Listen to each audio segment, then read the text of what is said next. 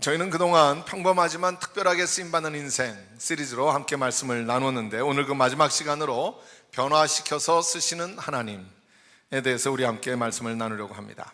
오늘은 기드온이라고 하는 사람을 보면서 어떻게 하나님이 정말 아무것도 아닌 사람을 변화시키셔서 그래서 특별하게 존귀하게 쓰시는지 우리 함께 보려고 합니다. 기드온은 원래 어떤 사람이었습니까? 먼저 기드온이 살던 시대를 생각해 보면요, 미디안 족속이 무려 13만 5천 명이나 한꺼번에 쳐들어와서 그래서 이스라엘을 무너뜨리고 7년 동안 다스리면서 이스라엘을 괴롭혔습니다. 그러면서 온갖 잔인한 일들을 다 하는 거예요. 그래서 이스라엘 백성들은 미디안 족속을 피해서 산속의 동굴이나 요새로 도망하여 살아가고 있었습니다. 이스라엘은 완전히 파탄이 나버리고 말았어요. 그제서야 이제 하나님 앞에 엎드려서 회개하면서 제발 구원해 달라고 기도하기를 시작했습니다. 하나님께서 그들의 부르짖음을 들으시고 이제 저들을 구원하시기 위하여 이제 하나님의 구원의 도구로 쓰임받을 만한 사람을 찾으세요. 그런데 하나님은 이럴 때 어떤 사람을 찾으시는가 하면 유능하고 실력 있고 뛰어난 사람을 찾으시는 것이 아니라 전혀 가능성이 없어 보이는 그런 사람을 찾아서 쓰시는 것을 우리가 보게 됩니다. 기드온이 바로 그런 사람이었어요. 오늘 말씀 11절의 말씀을 보니까요, 어느 날 여호와의 천사가 오브라로 가서 아비에셀 사람 요아스의 상수리 나무 아래에 앉았다. 그때 요아스의 아들 기드온은 미디안 사람의 눈을 피해 포도즙 틀에서 밀을 타작하고 있었다. 천사가 찾아와서 기드온을 가만 보니까요, 지금 밀을 타작하고 있는데 어디서 타작을 하고 있다고 그랬죠? 포도즙 틀에서 지금 타작을 하고 있어요. 원래 타작은 어디서 하는 겁니까? 넓은 마당에서 하는 거예요. 그런데 포도즙 틀 안에서 지금 타작을 하고 있습니다. 왜 그러는 거죠? 미디안 사람들의 눈을 피해 그랬다고 말씀하고 있어요. 미디안 사람들의 눈을 피하여 먹고 살기는 해야 되겠는데, 그런데 미디안 사람들에게 들킬까 봐 무서워서 숨어서 몰래 지금 타작을 하고 있는 거예요. 이렇게 기드온은 원래가 겁장이었습니다. 너무나 소심한 사람이었어요. 그래서 불안감과 자기 의심과 열등감의 컴플렉스를 안고 살아가는 사람이 바로 기드온이었습니다. 그런데 하나님은 그런 기드온을 쓰실 계획을 갖고 계셨어요. 그리고는 이제 그를 하나님이 쓰실 만한 그릇으로 변화시켜 가시는 거예요. 참 놀라운 일입니다. 쓰셔야 되겠는데 아직 쓰실 만한 그릇이 되지를 못해요. 그러면 하나님은 아이고 이건 못 쓰겠구나 그러고 버리시는 게 아니고요, 쓰실 만한 그릇으로 변화시키셨어. 그래서 쓰시는 하나님이십니다. 얼마나 좋으신 하나님이에요. 하나님이 우리의 삶 속에도 친히 찾아오셔서 우리를 변화시켜 주시고 우리를 통하여 하나님의 특별하고 존귀한 일에 우리를 쓰시기를 기뻐하실 줄로 믿으시길 바랍니다. 하나님이 너무나 무력한 모습으로 살아가고 있는 기드온을 찾아가서 말씀을 하세요. 오늘 말씀 12절 볼까요? 우리 다 같이 읽습니다. 여호와의 천사가 기드온에게 나타나 힘센 용사여 여호와께서 너와 함께 하신다 하고. 아멘. 여러분, 좀 아이러니하지 않습니까? 지금 기드온은 너무나 겁장이에요. 그런데 하나님이 너와 함께 하신다, 너는 힘센 용사다, 그렇게 지금 말씀해 주시는 거예요. 그리고는 정말 그를 그렇게 바꿔주셨어요. 겁장이를 용사로 만들어 주셨습니다. 원래 영인 사람을 영웅으로 바꾸어 주셨습니다. 그렇다면 과연 하나님은 기드온을 어떻게 변화시켜 가셨을까요? 하나님이 기드온을 변화시켜 주시는 네 가지 단계를 우리가 성경에서 발견하게 되는데요, 첫째 단계는 무엇인가 하면 하나님이 기드온에게 이렇게 말씀하십니다. 내가 너의 눈을 열어주겠다. 내가 너의 눈을 열어 이제 보게 하겠다 말씀하시는 거예요. 기드온은 지금 보지 못하고 있거든요. 뭘 보지 못하고 있습니까? 하나님이 자기 자신 안에 넣어주신 어마어마한 잠재력과 가능성, 이걸 보지를 못하는 거예요. 그러니까 쓰임받을 수가 없는 거죠. 그래서 하나님은 먼저 그의 눈을 열어주십니다. 보게 하시는 거예요. 내가 너의 눈을 열어 이제 보게 하겠다 말씀을 하세요. 우리는 그저 겉모양만 보게 될 때가 참 많습니다. 내 안에 감추어져 있는 그 엄청난 하나님이 이미 허락하신 잠재력, 그 가능성, 그거를 보지를 못하고 사는 거예요. 그러니까 아무런 꿈도 갖지를 못하고 목표도 없이 그저 겁쟁이가 되어 그렇게 불안함과 의심 속에 살아가는 것이죠. 너무나 평범하게 그저 그러면 되는 줄로 생각을 하고요. 잠언 29장 18절에 말씀합니다. 꿈이 없는 백성은 망할 수밖에 없다. Without a vision, people perish. 비전이 없으면, 꿈이 없으면 그러면 망하는 거예요. 성경의 말씀입니다. 어제 새벽에도 말씀을 나눴지만 꿈이 없으면요, 날마다 하루하루를 살아가는 게 아니에요. 하루하루 죽어가는 거예요. 하루하루를 살아가는 인생이 되기를 원하십니까? 아니면 하루하루를 죽어가는 인생이 되기를 원하십니까? 그 차이는 꿈에서 결정되는 것이라고 그랬죠. 그런데 내 안에 하나님이 이미 넣어주신 잠재력과 가능성을 보지를 못하니까 아무런 꿈도 꾸지를 못하고 몰래 숨어서 불안함 속에 살아가는 거죠. 사랑하는 성도 여러분, 눈이 열려져서 볼 수 있게 되기를 주의 이름으로 축복합니다. 하나님이 보여주신 것을 보는 눈이 복된 거예요. 하나님이 지으신 내가 누구인지를 이제 제대로 볼 수가 있어야 됩니다. 그래서 하나님 먼저 우리의 눈을 열어주시는 거예요. 보게 하시는 거예요. 너는 큰 용사다. 미디안으로부터 이스라엘을 구원해낼 강한 용사다. 하나님 먼저 말씀해 주시는 겁니다. 그런데 이 말씀 앞에 기드온은 정작 어떻게 반응을 합니까? 기드온의 반응은 무엇이었죠? 원망과 변명이었어요. 기드온의 반응은 원망과 변명이었습니다. 13절을 볼까요? 기드온이 이렇게 대답하였다. 내 주여, 만일 여호와께서 우리와 함께 하신다면 어째서 이 모든 일이 우리에게 일어났습니까? 우리 조상들은 여호와께서 놀라운 기적으로 그들을 이집트에서 인도해 내셨다고 우리에게 말해 주었는데 지금 그런 기적이 어디 있습니까? 여호와께서는 우리를 버려 미디안 사람의 손에 맡기셨습니다. 무슨 얘기죠? 하나님 정말 살아계신다면, 하나님 정말 우리와 함께 하신다면 어째서 이런 일이 일어나는 겁니까? 정말 우리를 이집트에서 구원하신 능력의 하나님이시라면 그러면 지금 우리는 왜 이 모양 이 꼴로 살아가고 있는 겁니까? 하나님을 원망하는 거예요. 하나님이 이러실 수 없다는 거죠. 지금 기드온의 말을 보면요, 만일, 어째서, 어디 이런 말들이 계속 이어져 가고 있습니다. 불안에 떠는 겁장이의 가장 전형적인 표현이에요. 우리의 표현을 가만 생각해 보십시오. 혹시 우리의 말 속에도 이런 단어들이 가득 담겨 있지는 않습니까? 아이고, 뭘 저보고 용서라고 그러십니까? 저는 아닙니다. 저는 아닙니다. 그렇게 기도는 이제 또 변명을 하기를 시작합니다. 그래서 15절의 말씀을 보니까요, 여호와여, 내가 어떻게 이스라엘을 구출할 수 있겠습니까? 내 집안은 므낫세 지파 중에서 가장 약하고 나는 내 가족 중에서 가장 보잘것없는 자입니다. 우리 집안은 별 볼 일 없고요, 게다가 저는 그 중에서도 제일 못난 사람입니다. 주님, 아무래도 번지수를 잘못 찾으신 것 같습니다. 저는 아니거든요. 이런 기도원의 원망과 변명 앞에서 하나님은 어떻게 응답하시죠? 하나님의 응답을 주목해 볼까요? 하나님의 반응은 꿈과 약속이었습니다. 하나님은 그렇게 원망하고 변명하고 있는 기도원에게 꿈을 주시고 약속을 주시는 거예요. 그래서 14절과 16절을 볼까요? 우리 다 같이 한 목소리 있습니다. 너는 있는 힘을 다해 가서 이스라엘을 미디안 사람의 손에서 구출하라. 내가 너를 보낸다. 나 여호와가 너와 함께 하겠다. 그러므로 너는 한 사람을 치듯이 미디안 사람들을 쉽게 칠 수 있을 것이다. 아멘. 기드온을 향한 하나님의 말씀 속에는 꿈이 들어 있었습니다. 이제껏 그렇게 미디안 때문에 고통당하고 착취당하고 학대당하며 살았지만 이제 미디안 사람의 손에서 구원해 낼 것이다.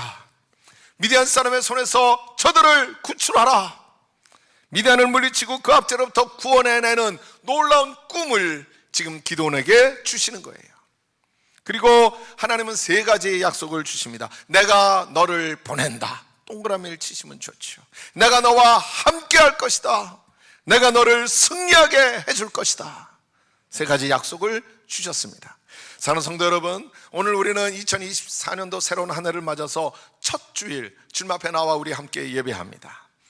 이 첫 주일 주님 앞에 나와 예배하는 하나님은, 예배할 때에 하나님은 우리를 기뻐하실 것입니다.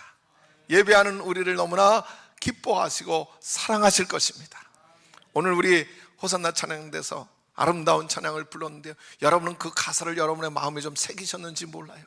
하나님이 아름다운 계획을 가지시고요, 우리를 얼마나 축복하시며 사랑하시는지 몰라요. 오늘 이렇게 첫 예배에 주님 앞에 정성을 다해 나온, 영과 진리로 예배하는 우리 한 사람 한 사람을 하나님 너무나 기뻐하시고 또한 사랑하십니다. 믿으십니까? 이제 하나님께서 예배하는 우리들을 향하여 약속해 주세요. 내가 너를 보낸다. 내가 너와 함께 할 것이다. 어디로 가든지 너 혼자 가지 않게 할 거야. 내가 항상 함께하며 동행해 줄 거야. 그래서 내가 너를 승리하게 해 주겠다. 할렐루야. 우리에게 주시는 약속의 말씀인 줄로 믿습니다. 로마서 8장 31절에도 말씀했죠. 다 같이 읽습니다. 하나님이 우리를 위하시면 누가 우리를 대적하리요. 아멘. 하나님이 함께 하시고 지키시면 그 누구도 우리를 대적할 수가 없을 것입니다. 하나님은 먼저 나의 눈을 열어서 보게 하세요. 나와 함께 하시는 하나님을 보게 하시고, 그리고 하나님의 뜻을 이루어갈 수 있는 어마어마한 가능성과 잠재력을 이미 내 안에 넣어주셨다는 사실을 보게 하십니다. 그때 우리는 루저에서 리더가 되는 거고요, 겁쟁이에서 용사로 변화가 될 줄로 믿으시길 바랍니다. 둘째로 하나님이 변화시켜 주시는 둘째 단계에서는요, 하나님 이렇게 말씀을 하세요. 내가 너를 만나주겠다. 내가 너를 만나주겠다. 하나님은 기드온의 눈을 열어서 자기 안에 있는 가능성과 잠재력을 먼저 보게 하시고, 그리고는 이제 한 단계 더 나아가서 기드온을 직접 만나주십니다. 여기에 놀라운 은혜가 있어요. 하나님은 한없이 평범할 뿐 아니라 연약하고 겁 많은 우리들을 친히 만나주십니다. 하나님이 우리를 만나주세요. 이거 얼마나 놀라운 일입니까? 그래서 우리가 하나님을 믿는다고 하는 것은요, 우리가 그냥 그저 교회를 왔다 갔다 하는 걸 의미하는 게 아닌 거죠. 하나님을 만나고 하나님을 알고 그 하나님을 체험하고 하나님과의 관계 속에서 살아가는 것, 그게 곧 우리의 믿음입니다. 오늘 새 첫 주일을 맞아서 주님 앞에 나와 예배하는 우리 모두에게 바로 이 은혜가 있게 되기를 축복합니다. 예배할 때마다 하나님을 만나는 기쁨과 감격을 경험하는 거예요. 내가 사랑하는 사람, 나를 사랑하는 사람을 만날 때에도 기쁨이 있잖아요. 마음에 감동이 있고요, 기대감이 있고요, 기다리게 되고요. 그런데 우리를 너무나 사랑하시는 하나님, 그리고 우리가 사랑하는 그 하나님을 예배를 통해 만나는 거예요. 그 만남의 체험을 하는 거예요. 그리고는 날마다 우리의 삶 속에 함께 하시는 그 하나님을 경험하는 거예요. 하루하루 주님 앞에 나와 예배하는 데 성공하고, 그래서 하루하루 이어지는 삶 속에 날마다 드리는 영적 예배로 승리하며 성공하며 살아가는 거예요. 그런 한 해의 삶이 되시기를 주의 이름으로 축복합니다. 기드온에게 찾아가서 하나님은 눈을 열어 보게 하세요. 그런데 기도는 아직도 의심과 불안으로 가득했거든요. 그래서 이렇게 말씀을 드려요. 17절로 18절을 보니까요, 나와 말씀하시는 분이 진짜 여호와라는 증거를 보여주십시오. 내가 가서 예물을 가져와 주 앞에 드릴 때까지 이곳을 떠나지 말고 기다리십시오. 기다려달라고 그래요. 진짜 하나님인지 내가 좀 확인해 봐야 되겠다고 기다려달라고 그래요. 그런데 하나님 뭐라 그러시죠? 좋다, 내가 돌아올 때까지 내가 이곳에 머물러 있겠다. 하나님이 기다리시겠다는 거예요. 너무나 놀랍습니다. 아니, 네가 지금 게 뭐라고 날 기다려라 말라 그래? 네가 와서 사정하면서 만나 달라고 그래도 내가 만나 줄까 말까 한데 뭘 나보고 기다리라고? 우리 하나님 그러지 않으시네요. 그래, 내가 기다려주마. 내가 기다렸다가 널 만나주겠다. 그리 말씀하시는 거예요. 우리 하나님은 참 좋으신 하나님이십니다. 우리를 기다려주시는 하나님이세요. 하나님 만일 우리를 기다려주지 않으셨다면 우리는 어떻게 됐을까요? 하나님이 얼마나 많은 순간 우리를 기다려주셨는지 모릅니다.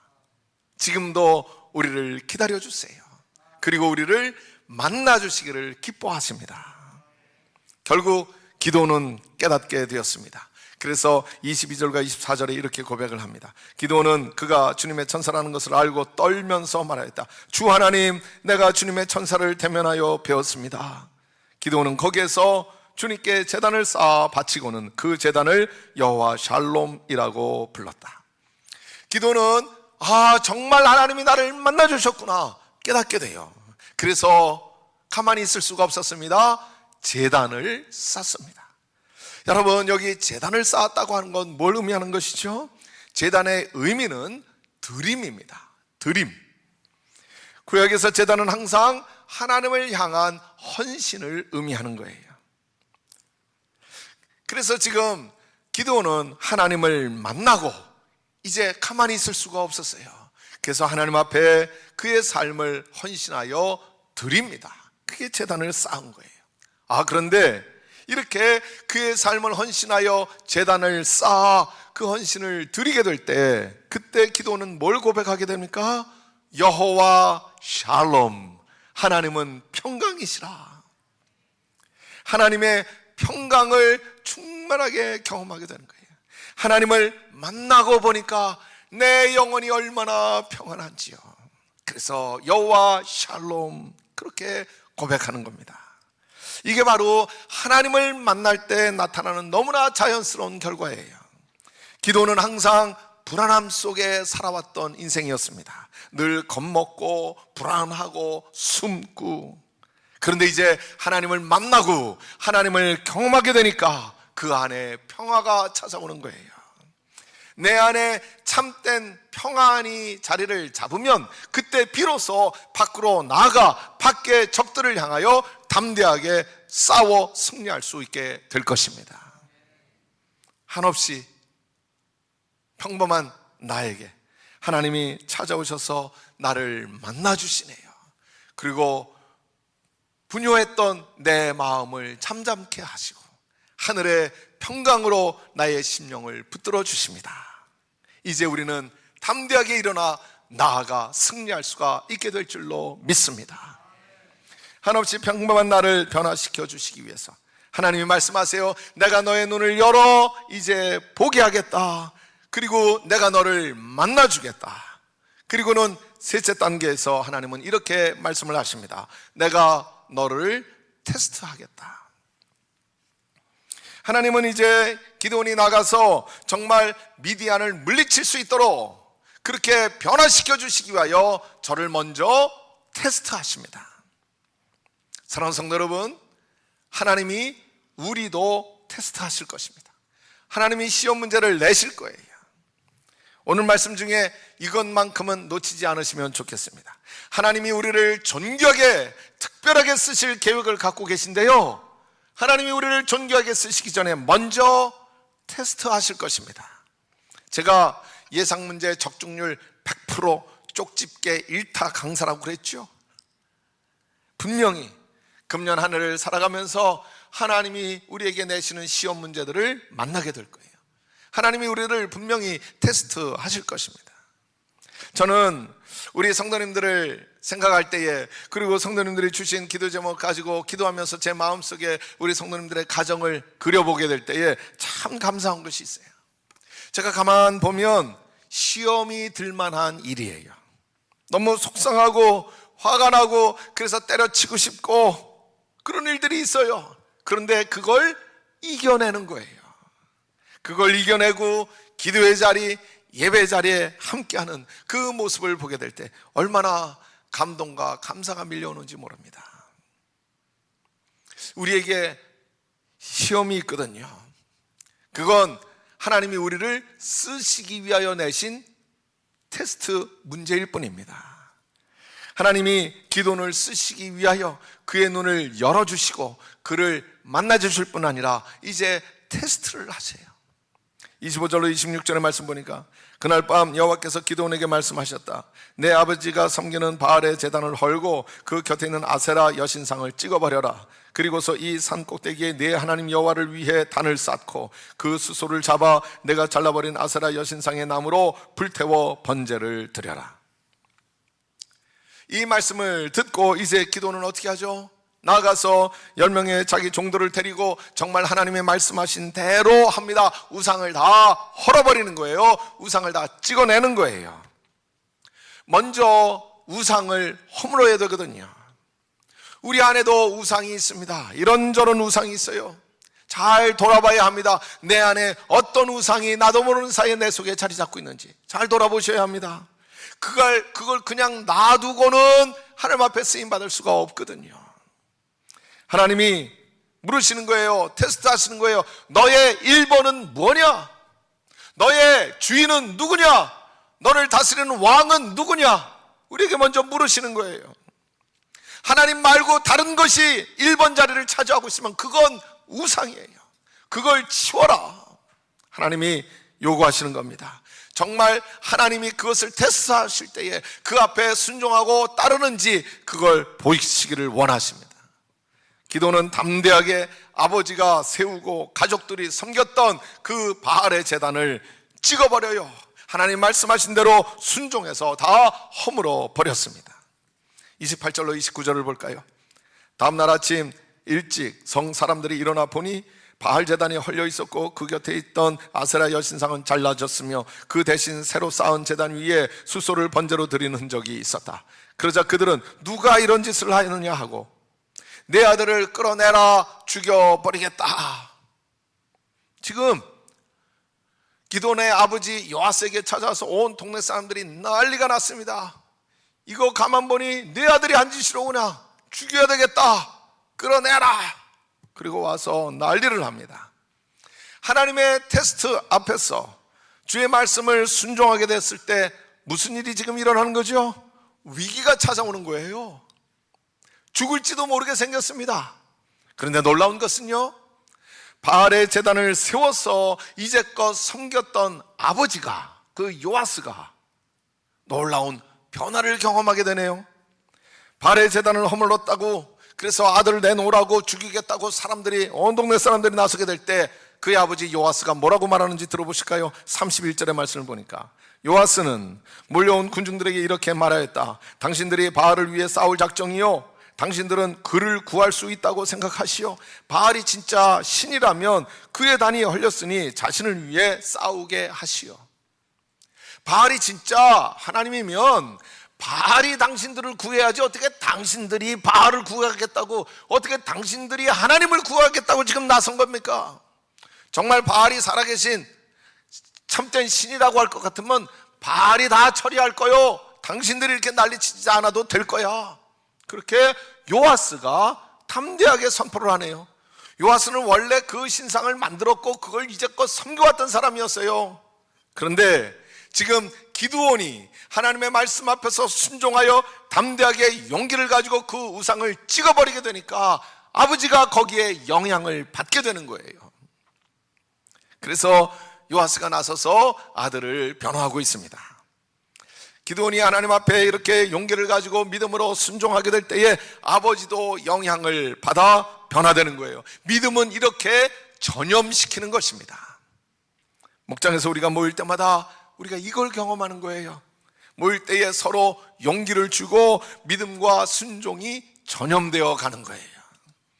감기 걸린 사람하고 마주 앉아서 이런저런 얘기 나오고 차 마시고 그리고 집에 갈 때면 콧구멍이 근질근질하고 목구멍이 근질근질하고 집에 가면서 재채기를 하고 어이쿠 이거 감기 걸린 사람하고 한 시간 앉았더니 나도 모르는 사이에 전염이 됐구나 그러는 것처럼 말이죠. 우리가 믿음의 사람하고 함께 있게 되면, 믿음의 사람이 일어나서 하나님의 말씀 앞에 순종하게 되면 거기서 전염되는 역사가 나타나게 되어 있습니다. 영향력을 끼치게 되는 거예요. 우리는 예수를 전염시키고 믿음을 전염시키고 순종을 전염시키고 일부 예배는 이런 거 별로 좋아하지 않나 봐요. 다시 할게요. 우리는 예수를 전염시키고 믿음을 전염시키고 순종을 전염시키고 삶의 용기와 희망을 전염시키는 사람들인 줄로 믿습니다. 우리 그렇게 살아가는 거예요. 이 새로운 한 해 2024년도 우리에게 하나님이 선물로 주셨어요. 우리는 이 2024년도 첫 주일 주님 앞에 나와 예배하는 일을 너무나 당연하게 생각하는지 모르지만, 그러나 그 어떤 사람은요, 그렇게도 살고 싶었던 이 한 해, 그러나 허락되지 아니하였고 주어지지 아니하여, 그래서 슬픔을 안고 그냥 가버린 생명들이 있습니다. 그런데 웬 은혜인지 하나님이 우리에게 이 새로운 한 해를 선물로 주셨네요. 우리는 이 한 해를 무슨 소망 가지고 살아갈 거예요? 나를 통하여 믿음의 영향력이 나타나는 거예요. 나를 통하여 그게 흘러가는 거예요. 할렐루야. 하나님 우리를 그렇게 특별하게 존귀하게 쓰시기를 원하시는 줄로 믿으시길 바랍니다. 이렇게 하나님의 테스트를 통과하게 될 때의 마지막 네 번째 단계가 옵니다. 하나님이 말씀하세요. 내가 너에게 능력을 주겠다. 하나님이 능력을 부어주시는 거예요. 성령을 부어주시고 성령의 지혜와 능력으로 함께 하시는 거예요. 그래서 34절의 말씀 볼까요? 우리 다 같이 한 목소리 있습니다. 주님의 영이 기드온을 사로잡으니 기드온은 나팔을 불어 아비에셀 족을 모아 자기를 따르게 하고, 아멘. Then the spirit of the Lord came upon Gideon. 하늘로부터 주의 영이 충만하게 그에게 임하는 거예요. 주의 성령이 기드온을 사로잡게 될 때에, 그때 기드온은 이제 담대히 앞서 나가 나팔을 붑니다. 그 나팔 소리를 듣고 사람들이 모여듭니다. 기드온을 따라갑니다. 기드온은 원래 루저였어요. 겁쟁이였어요. 아무도 그에게 주목하지 않았습니다. 몰래 숨어서 타작하고 있었던 사람이었습니다. 그런데 이제 하나님이 능력을 부어주시고 성령으로 저를 충만하게 하실 때에 달라졌어요. 우리 아이가 달라졌어요가 아니고 우리 기드온이 달라졌어요. 내가 달라졌어요. 전에는 루저였는데 이제는 리더가 되는 거예요. 사람들이 따라오기를 시작합니다. 그래서 무려 32,000명이나 기드온을 따라 나서게 됩니다. 그러나 하나님은 그 숫자를 줄이라고 말씀하시죠. 그래서 결국 몇이 남죠? 300용사가 남는 거예요. 그 유명한 기드온 300용사를 데리고 이제 기드온은 전쟁에 나가서 미디안을 결국 물리치고 큰 승리를 거두게 하셨습니다. 사사기 7장 22절의 말씀 볼까요? 다 같이 읽습니다. 기드온의 300명 용사가 나팔을 부는 동안 여호와께서는 그들을 혼란 가운데 빠뜨려 자기들끼리 서로 치게 하셨다. 아멘. 하나님이 처음 기드온에게 찾아와서 말씀하시고 계획하신 대로 정말 기드온을 통하여 이스라엘을 미드란으로부터 구원해 내셨습니다. 하나님은 기드온을 아주 특별하게 멋지고 존귀하게 그렇게 쓰셨습니다. 하나님이 이 새로운 한 해에 기드온을 쓰셨듯이 우리를 쓰시기를 원하십니다. 믿으시길 바랍니다. 하나님이 계획하신 일이 있어요. 우리 교회를 향하여, 우리 가정을 향하여, 여러분의 각 사람의 생업과 일터를 향하여, 나 자신의 삶을 향하여 하나님이 계획하신 아름다운 일이 있어요. 크고 놀라운 일이 있어요. 그 일에 바로 나를, 오늘 함께 예배하는 여러분 한 사람 한 사람을 하나님이 그렇게 쓰실 것입니다. 우리는 너무나 평범해서 한없이 부족하고 겁많고 연약하지만은, 그러나 하나님이 우리를 특별하게 쓰시기를 원하시는 거예요. 하나님이 이제 쓰실 만한 그릇으로 우리를 변화시켜 가실 것입니다. 루저에서 리더로, 겁장에서 용사로 하나님 변화시켜 주시고 그리고 쓰실 거예요. 그렇다면 우리가 걱정할 거 없잖아요. 내가 못났든지 평범하든지 평균 이하든지 상관없잖아요. 하나님 우리를 변화시켜서 쓰시겠다는데 뭐가 걱정이에요? 왜 내가 스스로 걱정을 하고 있어요? 이제 하나님이 책임져 주실 텐데요, 우리는 그 하나님의 말씀 앞에 나 자신을 내어드리고 따라가기만 하면 될 것입니다. 내가 너의 눈을 열어 보게 하겠다. 그러면 이미 내 안에 감춰두신 그 가능성과 잠재력을 보는 거예요. 내가 너를 만나주겠다. 그러면 하나님을 만나고 하나님을 경험하고 내 안에 평안을 누리는 거예요. 내가 너를 테스트하겠다. 그러면 담대하게 용기를 가지고 그 주신 말씀 앞에 순종을 하는 거예요.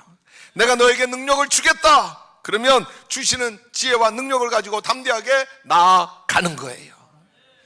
저는 여러분들의 얼굴을 보면서 무한한 잠재력과 가능성을 함께 보게 됩니다. 네, 참 놀라워요. 참 대단해요. 그래서 저는 너무너무 감사하게 됩니다.